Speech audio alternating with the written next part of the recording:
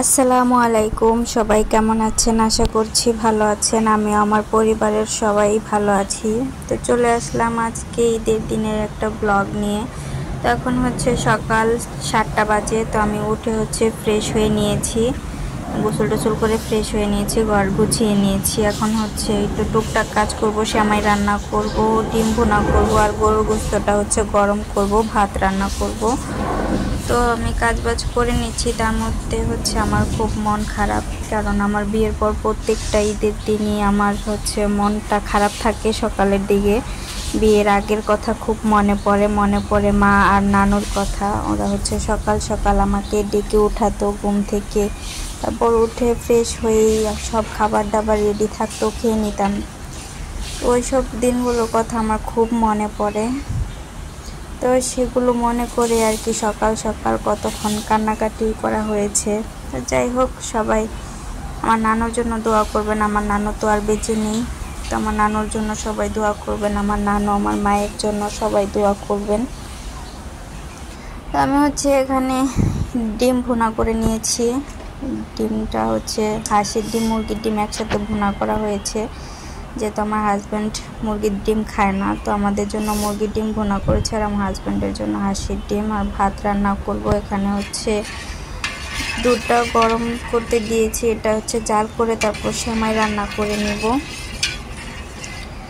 তো আমার প্রত্যেকটা ঈদের দিন এভাবে যায় না, যদিও এক একটা ঈদ শ্বশুর বাড়িতেও করা হয়, তবে বেশিরভাগ ঈদে আর কি একটাই ঢাকা করা হয়।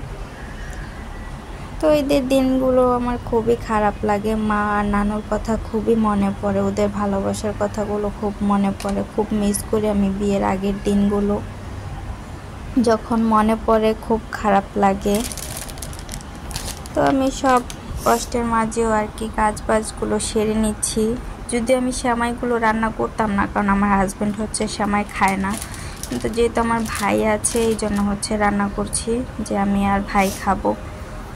এখানে সেমাইটা রান্না করে নেব, ডিমটা ভুনা করে নিয়েছি, আর ভাতটা রান্না করব, গরুর গোশতটা গরম করব। তো নামাজ পড়ে আসলে খেতে দিয়ে দিব।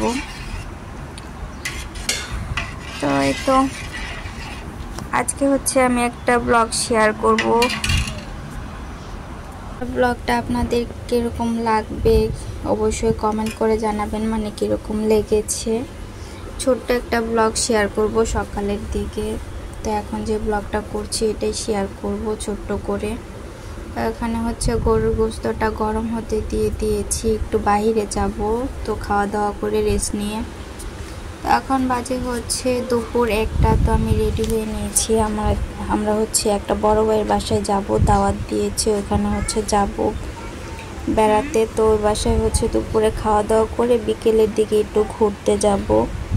তো বিয়ের পর আমার হাজব্যান্ড এই প্রথম আমাকে নিয়ে ঘুরতে যাবে বাইরে, তো এই জন্য একটু খুশি ছিলাম। তো যাই হোক, রেডি হয়ে নিয়েছি, ব্যাগটা গুছিয়ে নিয়েছি মেয়ের খাবার দাবার নিয়ে। তো এখন বেরিয়ে পড়বো। তো সবাই আমার সাথেই থাকুন, আমার ব্লগটা দেখতে থাকুন। কীরকম লেগেছে অবশ্যই কমেন্ট করে জানাবেন, আর নতুন থাকলে আমার চ্যানেলটা সাবস্ক্রাইব করে আমার পাশেই থাকবেন। ভুল ত্রুটি হলে অবশ্যই কমেন্ট করে জানাবেন, শুধু নেওয়ার চেষ্টা করব।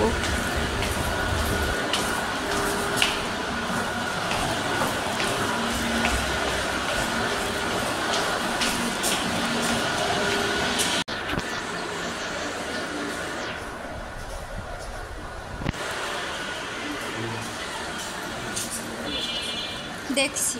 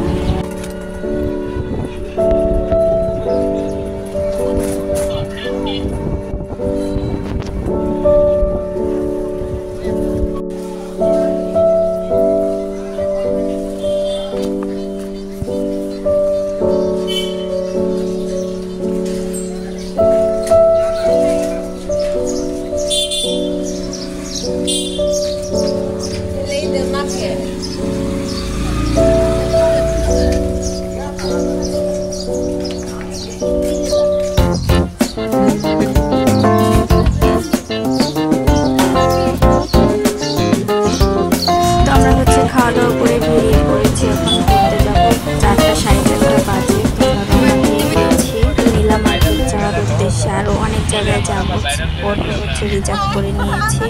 তো দেখি কোথায় কোথায় যাওয়া পড়ে। তো সবাই আমার সাথেই থাকুন আর আমার ব্লগটা দেখে রাখুন। কীরকম লেগেছে অবশ্যই কমেন্ট করে জানাবেন।